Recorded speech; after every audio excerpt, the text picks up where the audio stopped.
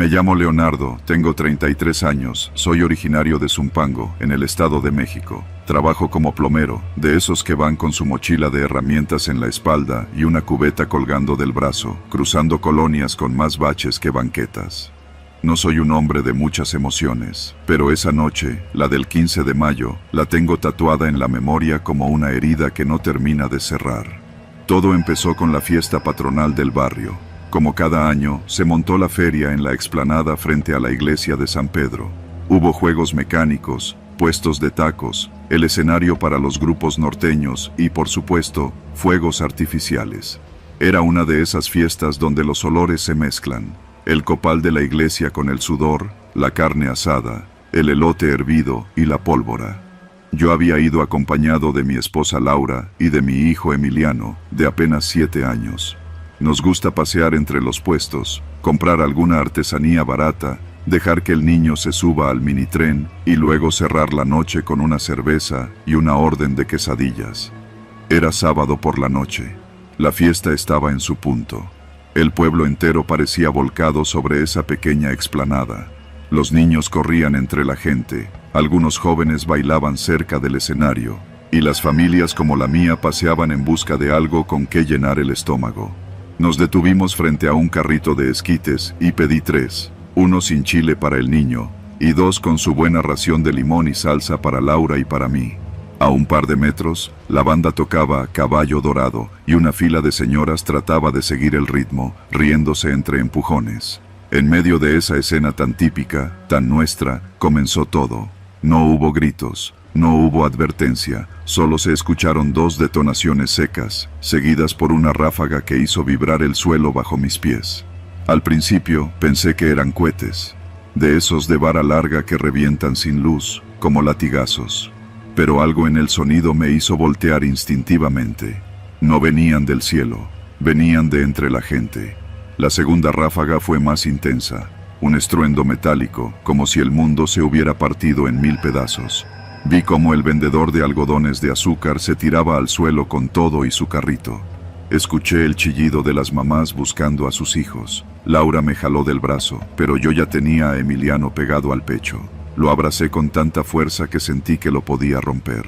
Entonces comenzaron los gritos, gente corriendo sin dirección. Una señora perdió el zapato en medio del tumulto. Un adolescente cayó sobre un puesto de antojitos, derribando ollas hirviendo. Un hombre con sombrero gritó, «Agáchense, agáchense, hijos de la chingada», y se tiró detrás de un tambo de basura. Vi a un tipo con chamarra negra, de rostro joven, apuntando con una pistola hacia otro grupo cerca de los juegos. No era una pistola chica, era de esas que se ven en las películas, con cargador largo. Disparaba sin mirar, como si estuviera cegado por el odio o por el miedo. Entonces otro respondió. Desde el lado opuesto de la feria, entre las sillas del escenario, alguien disparó también. Fue en ese momento que entendí, no era un loco suelto, no era un pleito común, era un enfrentamiento. Un niño cayó cerca de los elotes, su camiseta blanca se tiñó de rojo en segundos. Una señora intentó arrastrarlo, pero otra mujer la jaló hacia atrás, suplicando por su vida. El caos era total. No había policía, no había nadie que supiera qué hacer. Solo corríamos. Laura me gritaba que la siguiera, que saliéramos de ahí. Logramos avanzar entre la multitud. Yo llevaba a Emiliano en brazos y ella iba abriendo paso a codazos. Atravesamos el pasillo de los juegos mecánicos, donde las luces seguían girando como si nada. Un caballito de madera giraba solo, iluminado por focos de colores, y su canción de feria no dejaba de sonar. Esa maldita musiquita, la tengo clavada en la cabeza hasta hoy. Corrimos por una calle lateral hasta llegar a la papelería del señor Gregorio. Ya estaba cerrada, pero nos refugiamos junto a la cortina de acero, con otros 5 o 6 vecinos que también habían escapado. Uno de ellos sangraba del brazo, otro tenía la cara raspada, como si hubiera sido arrastrado. Los disparos continuaban, pero más lejos. Desde la esquina aún se alcanzaban a oír algunas detonaciones, y luego, silencio. Un silencio espeso, como si el pueblo entero hubiera contenido el aliento.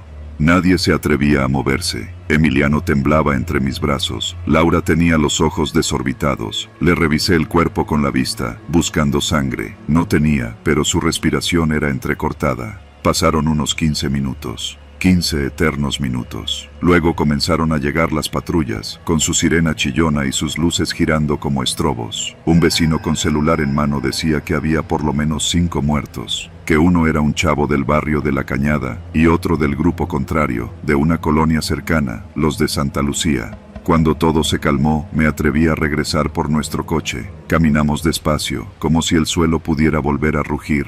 La feria estaba desierta, los puestos, abandonados, ollas volcadas, juguetes tirados, bolsas de palomitas pisoteadas. El cuerpo del niño que había caído ya no estaba. Habían dejado un charco seco, como una huella de lo que pasó. Los días siguientes fueron extraños, silenciosos. El pueblo se dividió entre los que querían olvidar y los que exigían justicia.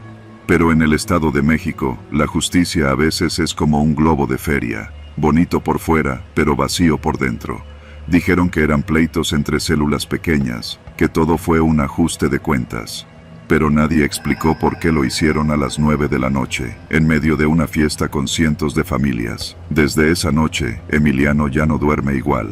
Se despierta con cualquier ruido fuerte. A veces llora en silencio, sin querer decir por qué. Laura volvió a sonreír semanas después, pero ya no va a ninguna feria. Yo sigo con mi trabajo, arreglando fugas y lavabos, caminando entre techos y azoteas. Pero algo dentro de mí cambió, como si cada disparo que sonó esa noche me hubiera arrancado un pedazo de piel. Esa fiesta patronal ya no se celebra. Desde ese año, la iglesia no organizó más nada. No hay feria, no hay banda, no hay fuegos artificiales. Solo el recuerdo de una noche que parecía de alegría y terminó siendo un infierno. Y aunque sobrevivimos, algo de nosotros se quedó ahí, tirado junto a los globos reventados y los esquites abandonados. Me llamo Rodrigo, y si estás leyendo esto es porque, tal vez, todavía queda algo de tiempo para prevenir lo que está por venir. No me importa si suena paranoico o exagerado, solo necesito contar lo que pasó, con el mayor detalle posible, porque las fotos que encontré dentro de esa caja no deberían existir. No del modo en que las encontré, no en ese momento de mi vida. Vivo en Nezahualcóyotl, Estado de México. Trabajo como diseñador gráfico freelance, así que paso la mayoría del día en casa, encerrado, frente a la computadora. Mi rutina es bastante predecible. Trabajo, salgo al Oxxo de la esquina, regreso, como, trabajo más y me duermo. No hay mucho más que contar, o al menos así era hasta hace unas semanas. Era martes, poco antes de mediodía, cuando escuché que tocaron el timbre. No esperaba ningún paquete, no había comprado nada en línea ni había pedido comida. Abrí la puerta y lo único que encontré fue una caja de cartón mediana, sin logos, sin remitente, con mi nombre completo y mi dirección escritos a mano en una etiqueta blanca pegada con cinta transparente. La letra era pequeña, redonda, limpia, nada más. Pensé que se habrían equivocado, pero mi nombre estaba perfectamente escrito, incluso con los 2 apellidos. No había número de teléfono, ni empresa de mensajería, solo eso. Me la llevé adentro, la coloqué sobre la mesa de la cocina y la observé durante un rato largo. La abrí sin pensarlo mucho.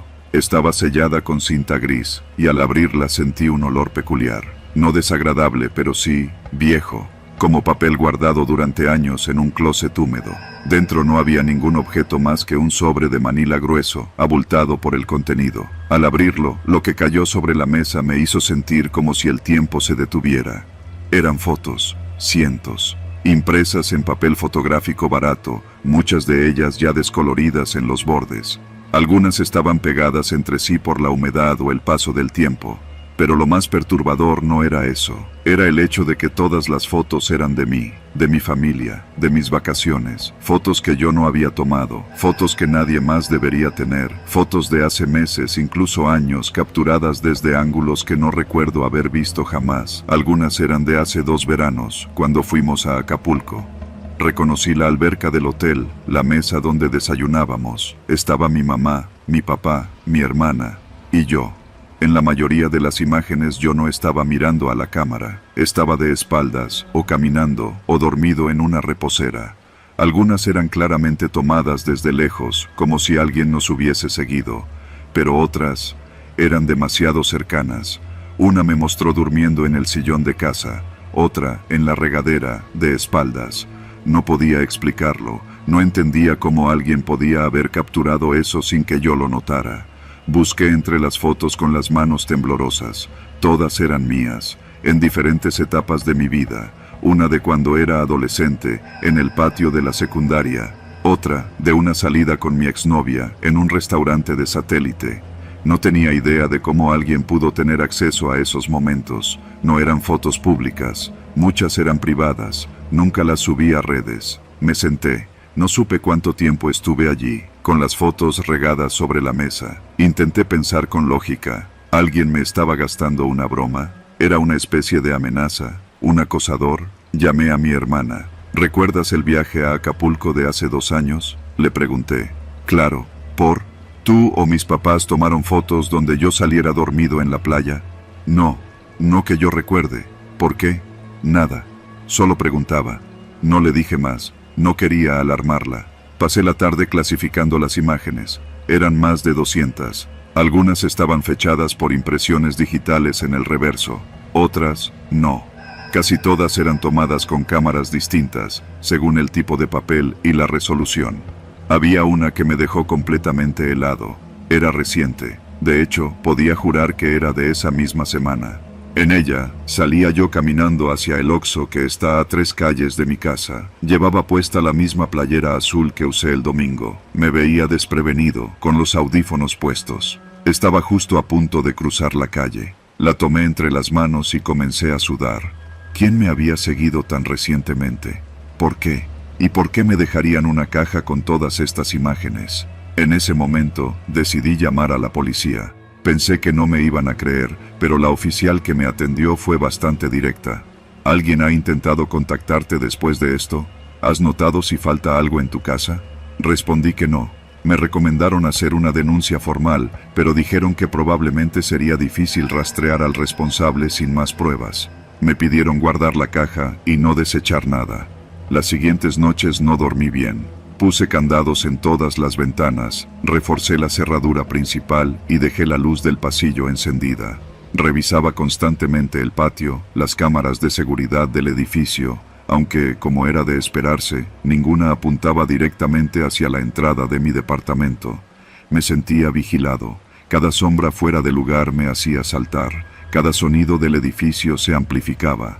3 días después, encontré otra caja, idéntica, en el mismo lugar, sin remitente, esta vez con un sobre negro en su interior. Dentro solo había una fotografía. Era una imagen impresa en papel mate. En ella estaba yo, durmiendo en mi cama. La toma era clara, como si hubiera sido capturada con una cámara profesional desde el marco de la puerta de mi habitación.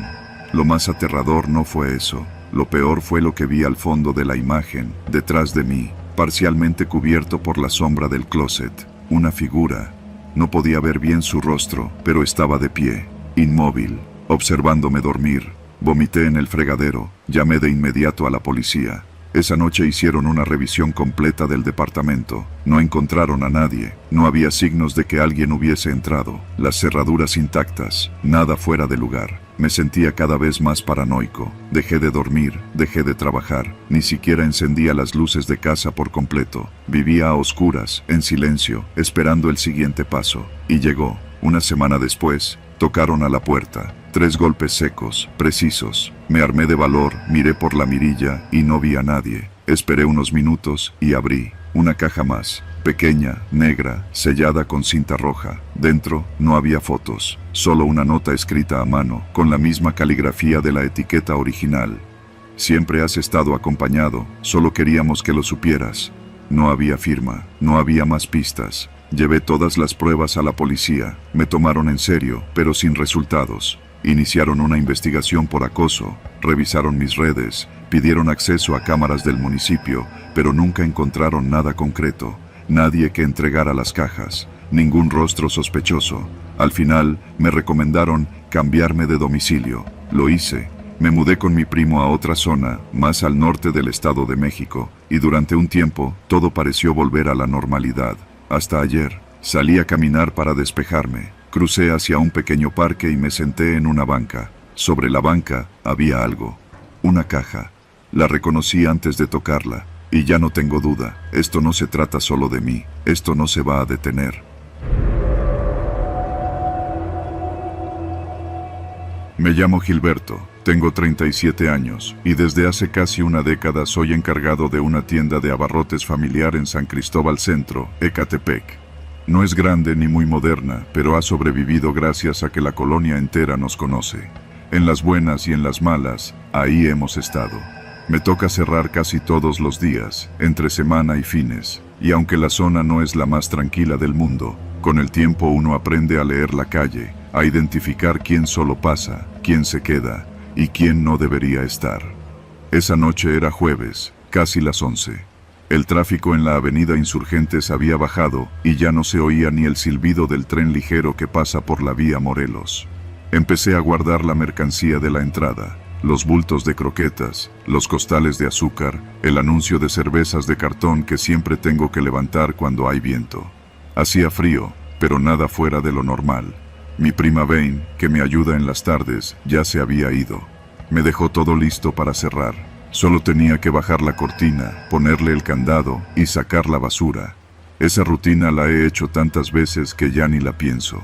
Pero esa noche, algo se sintió fuera de lugar. Fue cuando me asomé para sacar las bolsas que vi el coche. Un sedán negro, de esos viejos que ya no se ven tanto, con placas del Estado de México, estaba estacionado justo enfrente de la tienda. Los faros apagados, pero el motor encendido. No tenía las luces de emergencia puestas ni parecía que esperara a alguien. Solo estaba ahí, quieto, con los vidrios tan polarizados que no se alcanzaba a ver ni el más mínimo reflejo del interior. Al principio no me alarmé. Pensé que era algún vecino esperando a su pareja o tal vez un chofer de aplicación descansando.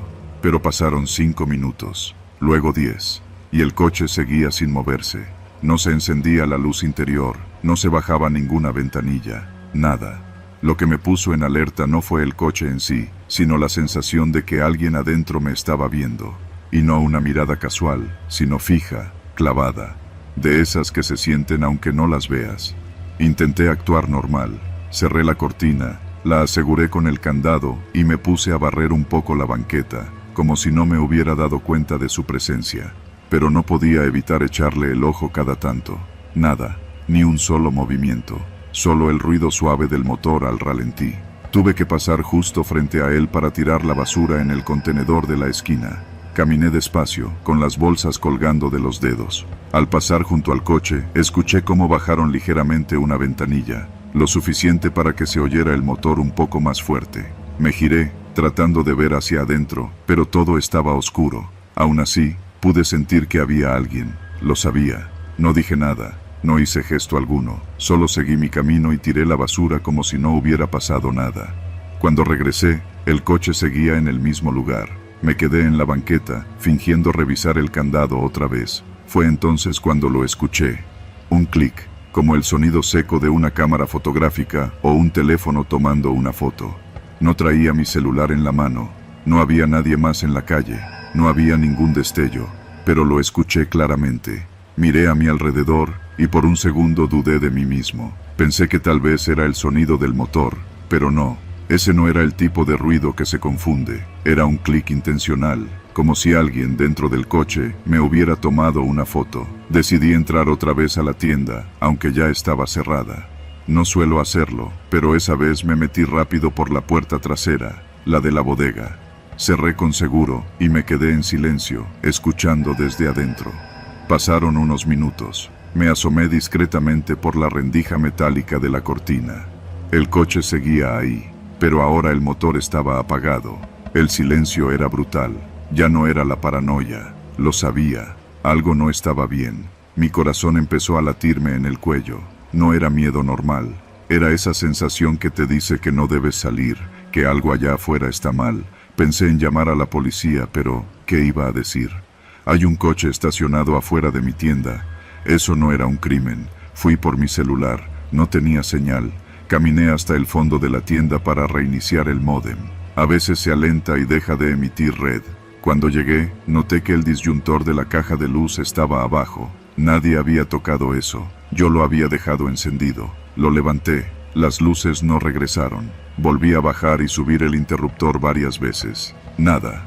Me acerqué a revisar la instalación de atrás. Todo estaba bien. No había cortocircuitos ni cables dañados. Pero la tienda estaba completamente sin energía. Ni siquiera el foco de la bodega encendía. De pronto escuché el clic de nuevo. Esta vez venía de la puerta trasera. Me paralicé. Era el mismo sonido. Nítido. A unos metros de donde yo estaba. Apagué la linterna del celular. Me quedé completamente a oscuras. Solo respiraba por la boca para no hacer ruido. Me acerqué despacio al refri de los embutidos, abrí la tapa superior y saqué el cuchillo más grande que uso para abrir los costales de hielo. Me quedé ahí, de pie, en medio de la tienda apagada, escuchando. Nada. Pasaron tal vez 5 minutos así. Decidí volver a la rendija de la cortina metálica. Lo hice en puntillas, despacio. Me asomé, y el coche ya no estaba.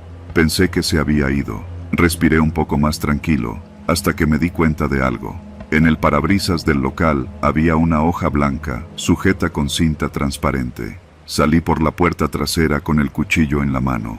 Di la vuelta rápido a la manzana, con el corazón bombeando con fuerza. La calle estaba vacía, ni un alma, ni un perro, solo el zumbido lejano de una moto por la avenida principal. Cuando llegué al frente, tomé la hoja. Tenía una sola frase escrita en plumón rojo. La tienda cerró hace 1 hora. Era mi letra. Yo no había escrito eso. Me quedé congelado. Volví a entrar corriendo. Revisé cada rincón.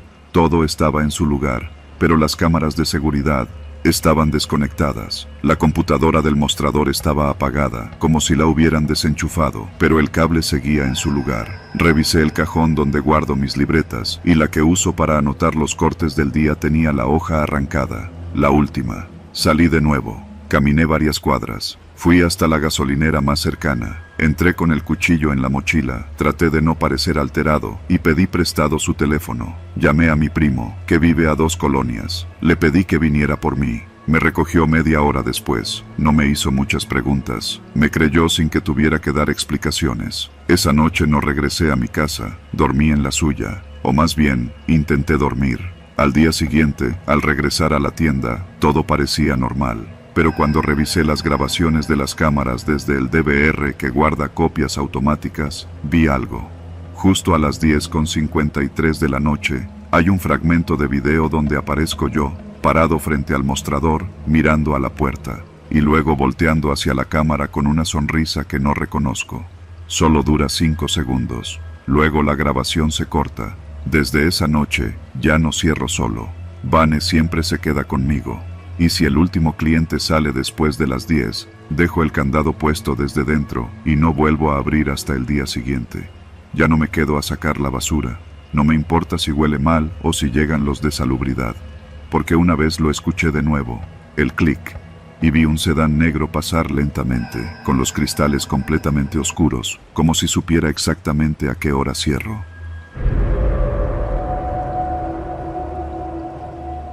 Mi nombre es Laura, y esta historia no la cuento porque quiera revivirla, sino porque creo que si no la digo en voz alta, si no la escribo, entonces va a seguir pudriéndose dentro de mí.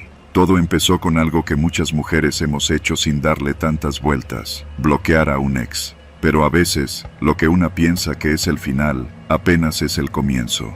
Yo vivía con mi mamá en un departamento de esos que abundan en Naucalpan, sobre Avenida San Agustín. Viejos, con pasillos oscuros y paredes delgadas. Ella y yo solas desde que mi papá se fue, y no había mucho lujo, pero había tranquilidad. Salía con Daniel desde hacía casi 1 año. Al principio parecía un tipo normal, un poco celoso, sí, pero uno piensa que es parte del paquete, que se va a calmar. Pero no. Empezó con preguntas. ¿Por qué no contestaste? ¿Quién te dio like en esa foto? Luego vino lo de revisar mi celular, los berrinches si salía con mis amigas, los chantajes emocionales. Lo dejé 2 veces. La tercera fue la definitiva. Lo bloqueé de todos lados, teléfono, redes, hasta los correos. Le pedí a una amiga que me ayudara a configurar mi privacidad en todo.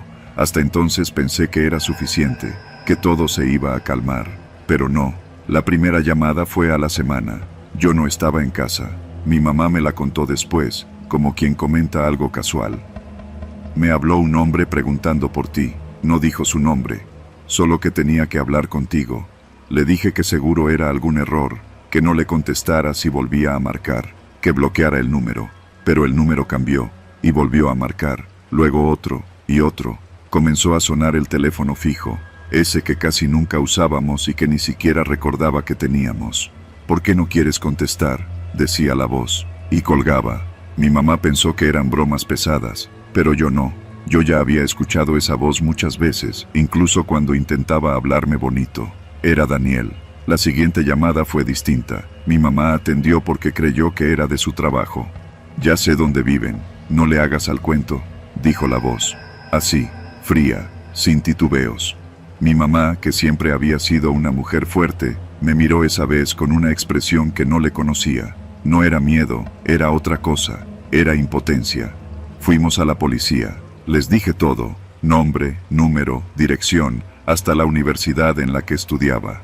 Ellos anotaron todo en una hojita y dijeron que no podían hacer nada mientras no pasara algo, que sin amenazas directas o agresión física era solo una llamada incómoda. Empecé a dormir mal, a dejar de salir, a cambiar mis rutas. Pedía Uber aunque solo fuera a la tienda de la esquina. Sentía su presencia en cada sombra, como si me estuviera esperando detrás de cada coche estacionado.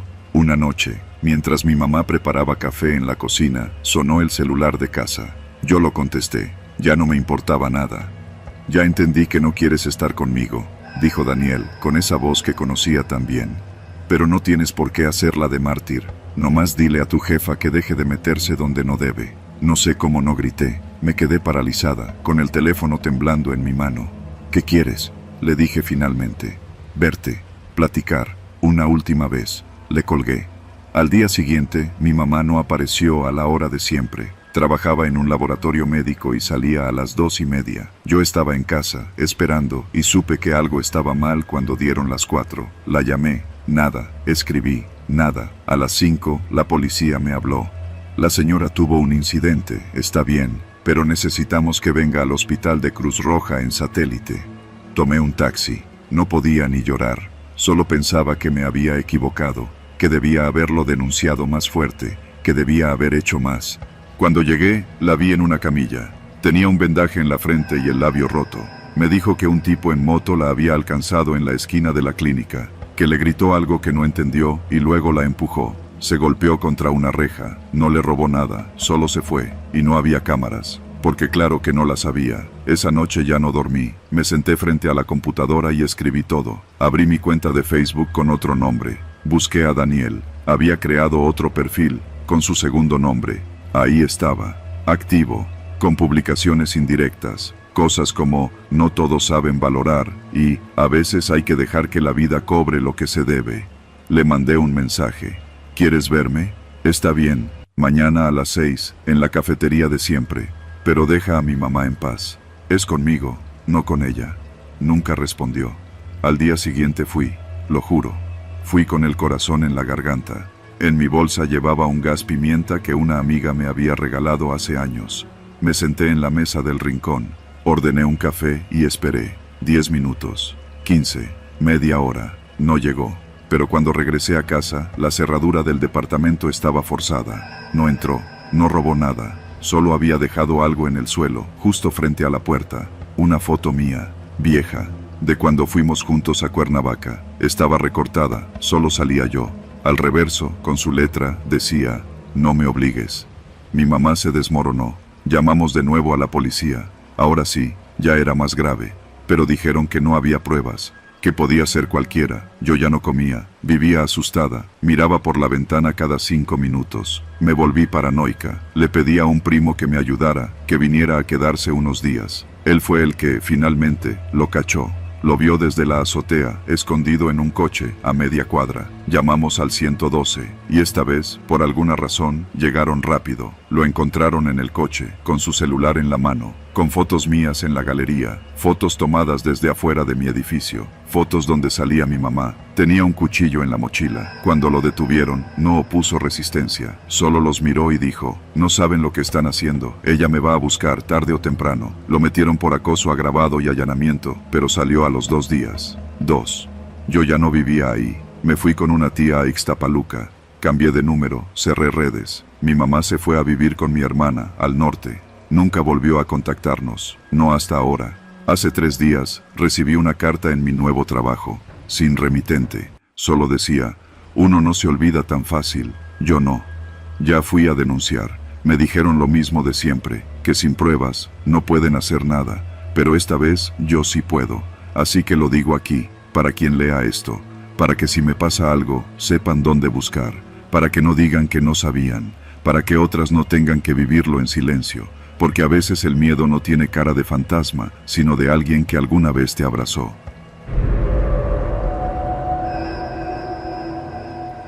No soy de los que suelen hablar mucho de sus días. Lo que pasa en la calle, se queda en la calle. Pero hay noches en las que no se puede dormir, y la memoria te clava una espina. Esta es una de esas.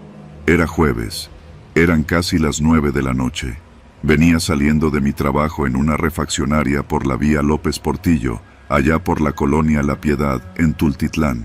Ya estaba oscuro, y como todos los días, caminé hasta la base donde salen las combis que van hacia Indios Verdes. No me gusta tomar Uber, menos por la zona. Además, ya conoces cómo está el tráfico por esos rumbos a esa hora. Un infierno. Vi la combi, blanca con franjas verdes y una calcomanía vieja que decía, Dios guía este camino. Me subí sin pensar. El chofer, un tipo robusto de unos 50, con una gorra de los Diablos Rojos y cara de pocos amigos, me pidió la tarifa exacta. Le di los 20 pesos y me senté atrás, pegado a la ventana.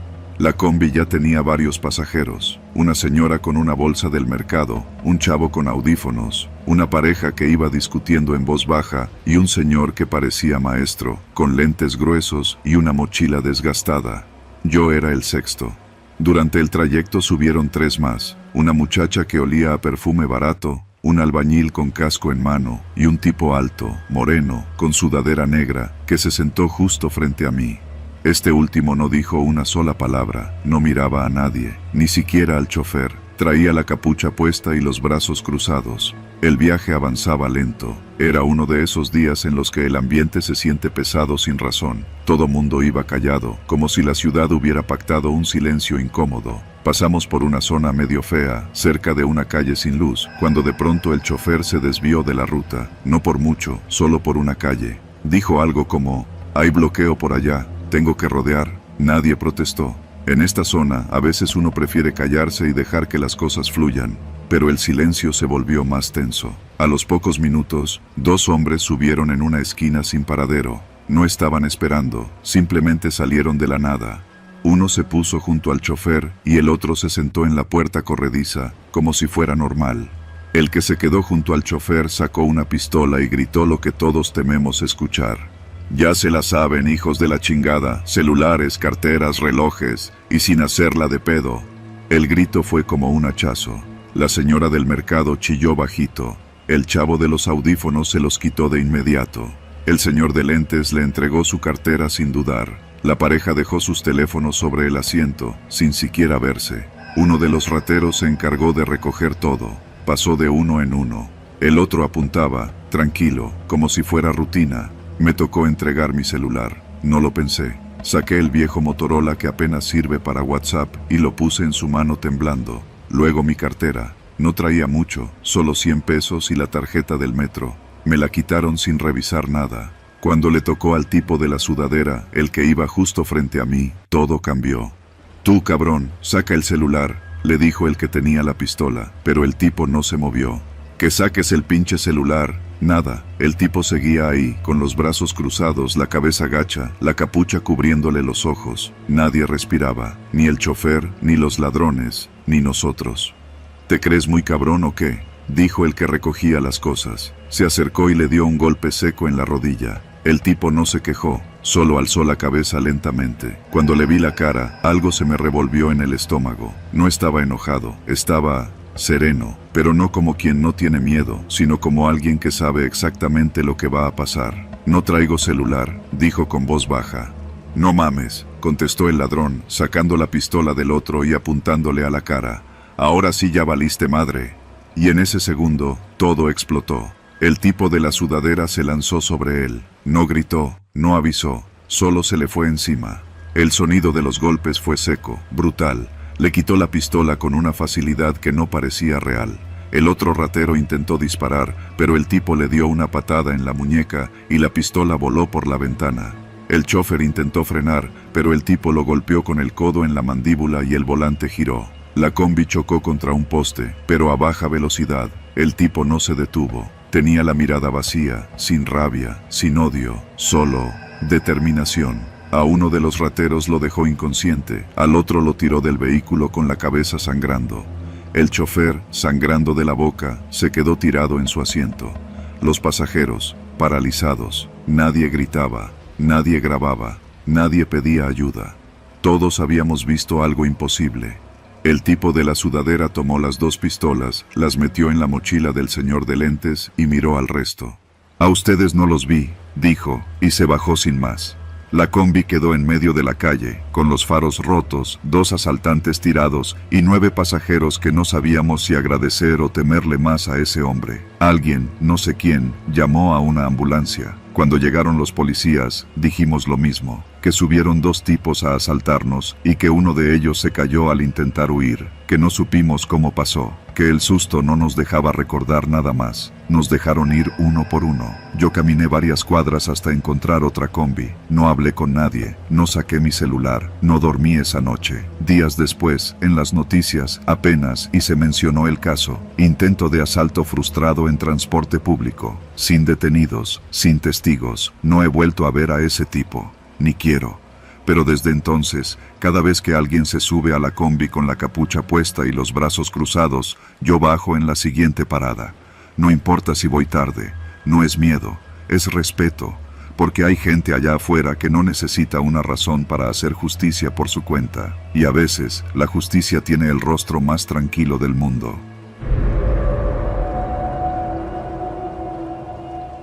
Yo sabía que ese viaje no era buena idea desde el momento en que acepté, no por lo que decía la aplicación ni por el tipo de cliente, sino por el lugar. Una zona pegada a la presa, en Tlalnepantla, cerca de los límites con Naucalpan.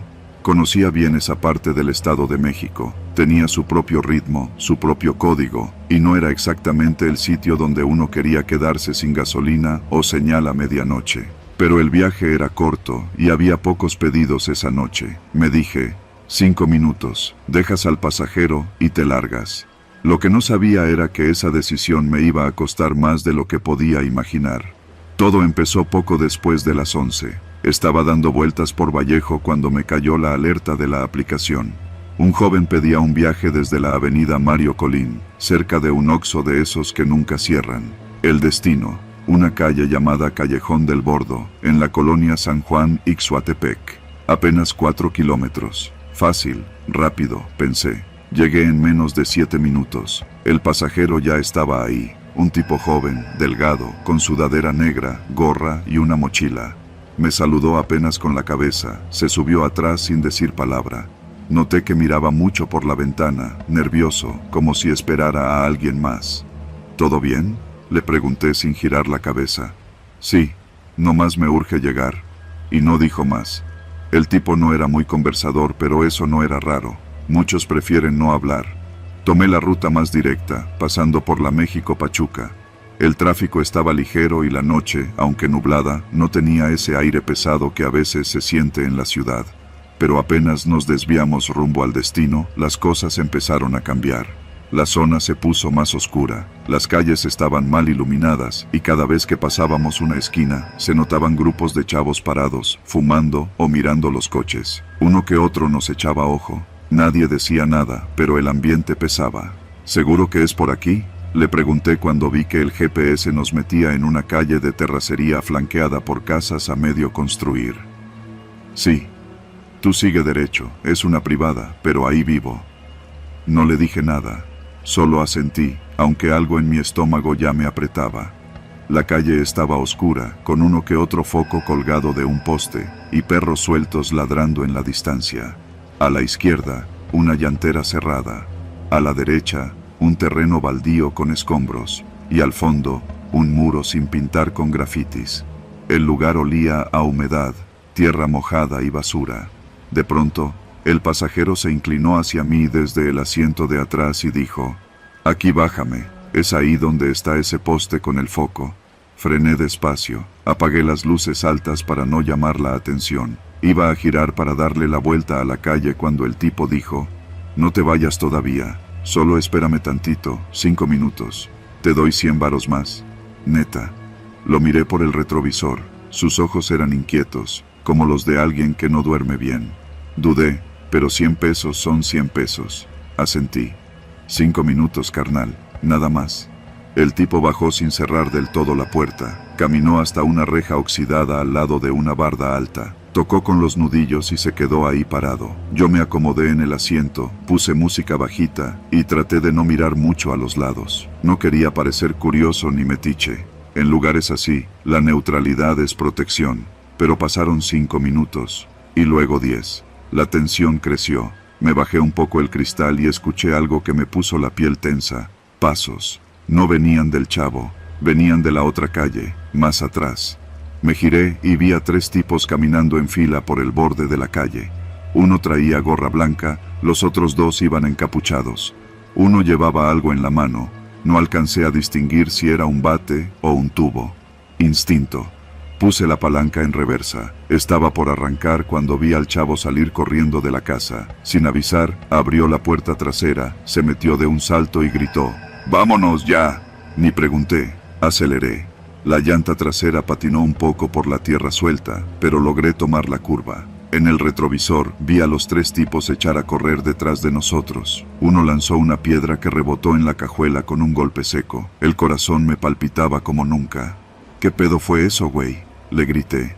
Me querían chingar, dijo, agitado. Esos güeyes pensaban que traía varo o mota o no sé qué madres. Uno de ellos me conoce, me la tenía jurada. ¿Y te metiste a su zona así nada más? La neta pensé que no estaban. La chava que me iba a ver me dijo que no había nadie. No quise seguir preguntando. Tomé la avenida principal a toda velocidad y no paré hasta llegar a una gasolinera en la López Portillo. Ahí me detuve. Hasta aquí llegas, carnal, le dije, con la voz más firme que pude. El tipo asintió, sacó un billete de 500 y lo puso en la consola del coche. Gracias, neta, me salvaste. Se bajó sin más. Caminó rápido, perdiéndose entre los locales cerrados. Yo me quedé un rato ahí, recuperando el aliento. Revisé el coche. El golpe en la cajuela era leve, pero el susto no. Ese barrio, ese callejón, no era un lugar para andar a esas horas. Entendí lo cerca que había estado de no contarla. De haberme quedado esperando 5 minutos más, tal vez no estaría aquí escribiendo esto. Desde entonces, cada vez que la app me marca una calle sin salida, una colonia sin alumbrado, o un punto de recogida muy cerca de una unidad habitacional en zonas bravas del Estado de México, lo pienso 2 veces. Porque no todos los viajes son iguales. Algunos te llevan, otros te regresan. Pero hay unos que si no los cortas a tiempo, no te devuelven. Ese fue mi último viaje corto a un barrio peligroso. Y juro que será el último.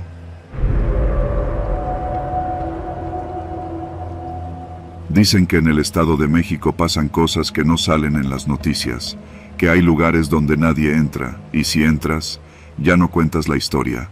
Yo sobreviví, pero no porque fuera valiente, ni mucho menos listo, solo tuve suerte.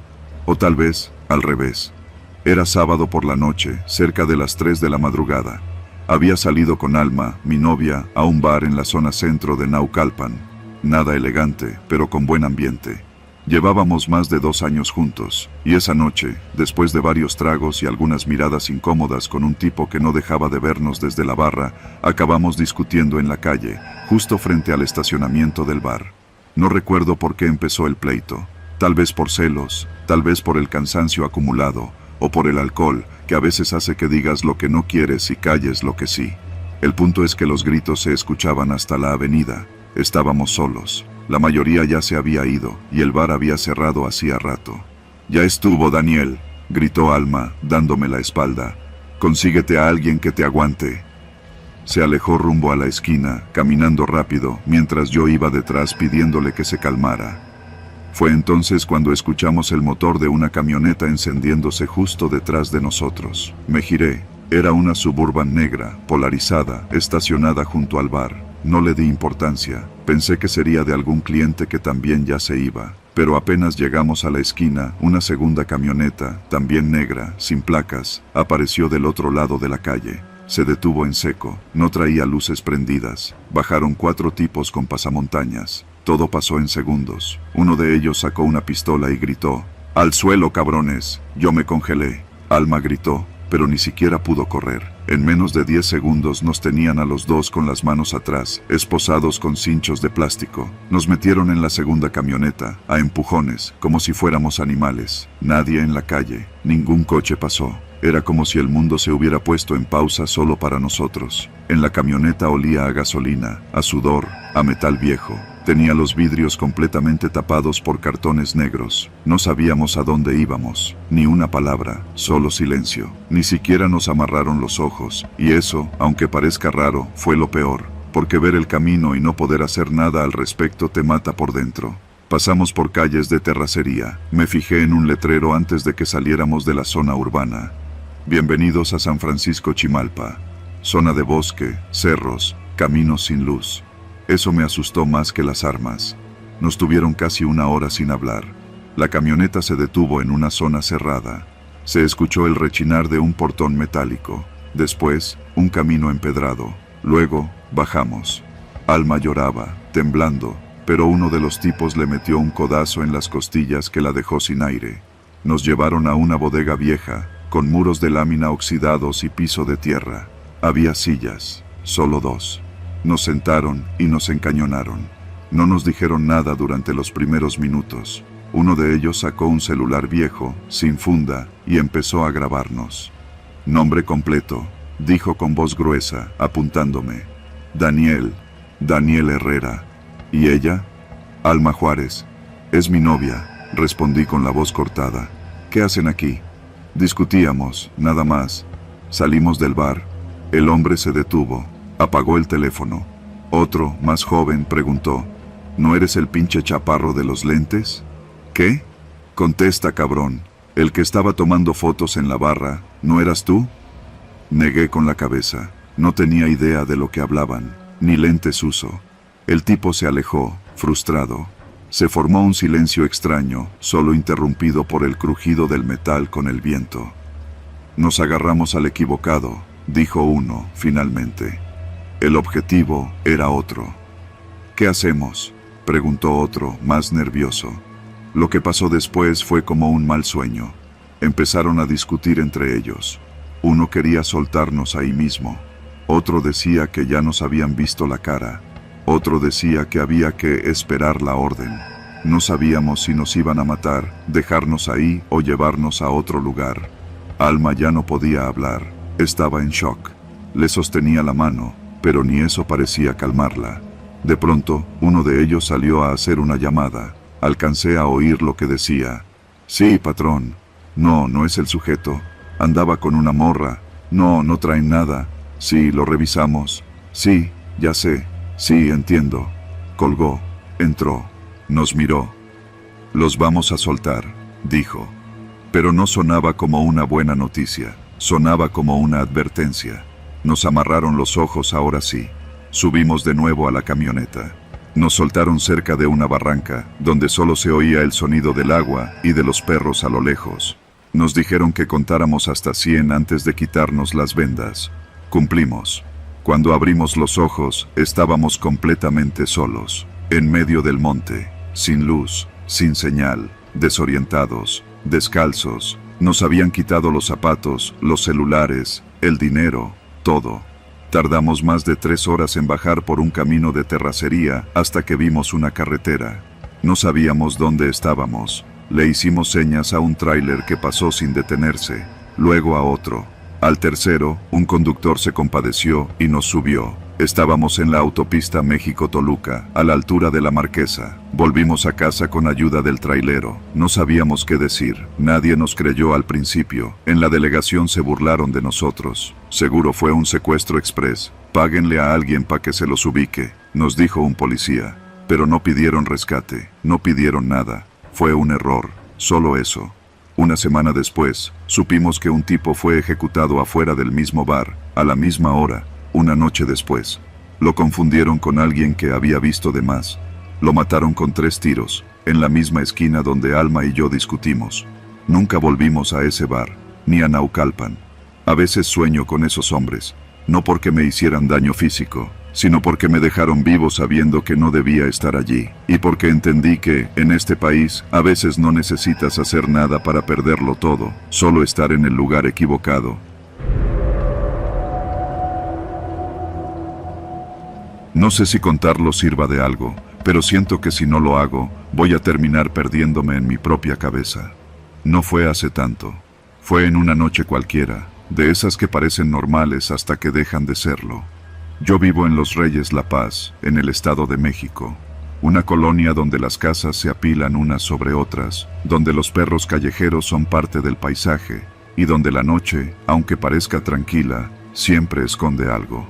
Mi hermano Diego y yo compartimos techo desde que mi madre falleció. Él era más chico, tenía 23, y aunque siempre fue más impulsivo que yo, trataba de salir adelante.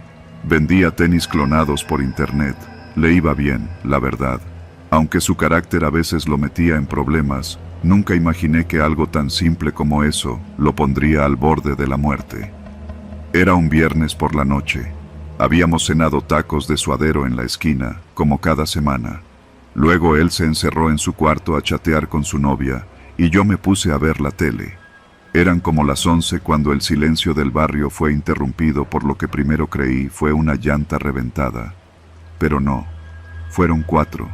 4 detonaciones, secas, precisas. No eran cohetes ni truenos. No eran fuegos artificiales. Eran balazos. Salté del sillón con el corazón en la garganta. Mi primera reacción fue apagar la tele y quedarme en silencio. Afuera todo se quedó quieto. No se escucharon gritos, ni pasos, ni el llanto de nadie. Solo el eco de los disparos rebotando por las paredes de las casas. Grité el nombre de Diego. No respondió.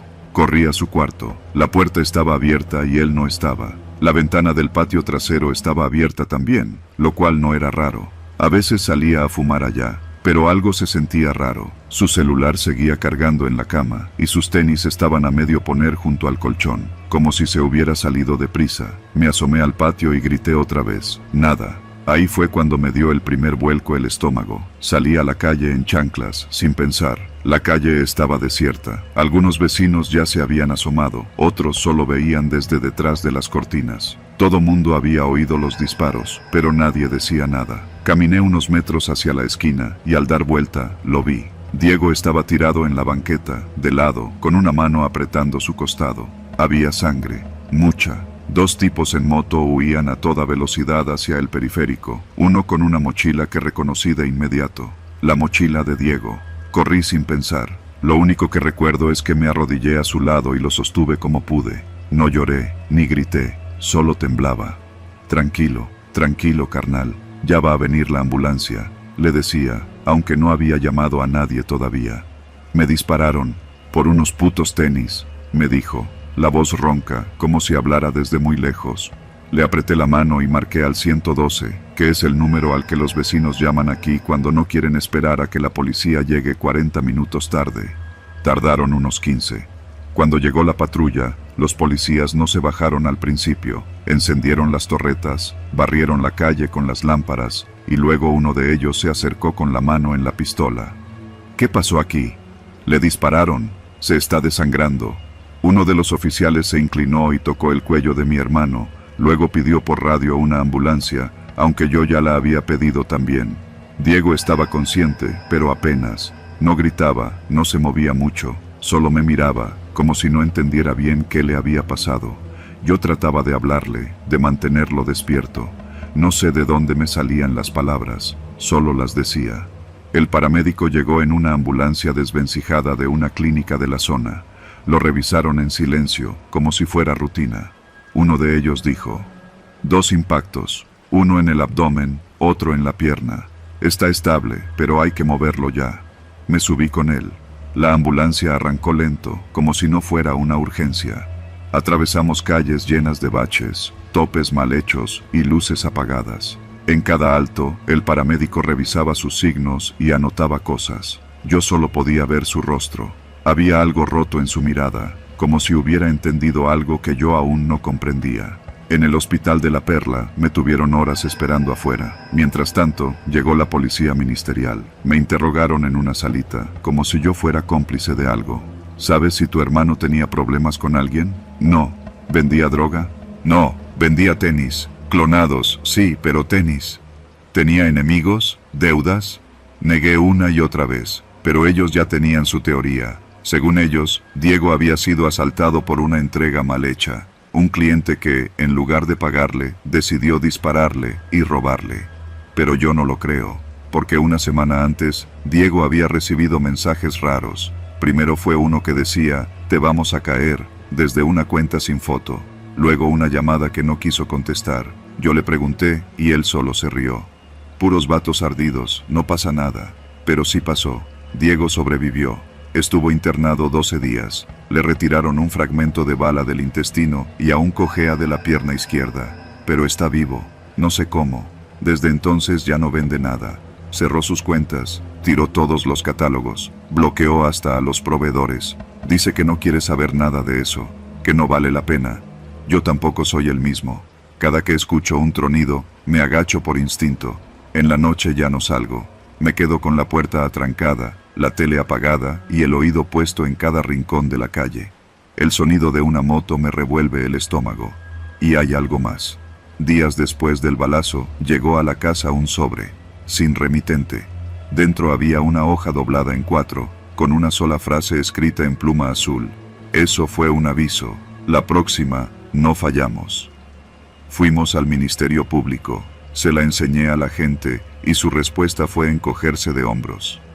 Si no tienen nombre ni pruebas, no podemos hacer nada. Así de simple. Ahora Diego vive en casa de su novia, en Chalco, y yo me estoy viendo obligado a mudarme también. La paranoia no se va. Me siento observado, en la tienda, en la parada, incluso cuando subo al microbús.